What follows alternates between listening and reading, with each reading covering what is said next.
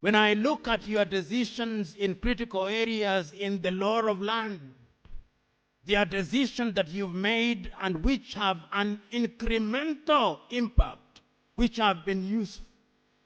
When I look at your decisions that have dealt with issues in the area of climate change, there are some that have been useful in preserving the wetlands in this country.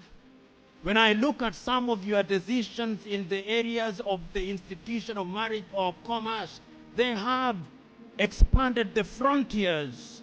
When I look at some of the decisions that you've made in the area of economic crimes, they have made a contribution to the Republic of Uganda. And I believe, therefore, that you have made your contribution. But you must never rest on your laurels. Because the change in a society cannot be dramatic. You are not Moses in the Bible parting Red Seas and summoning manna to come from heaven and calling upon pillars of fire. It is incremental.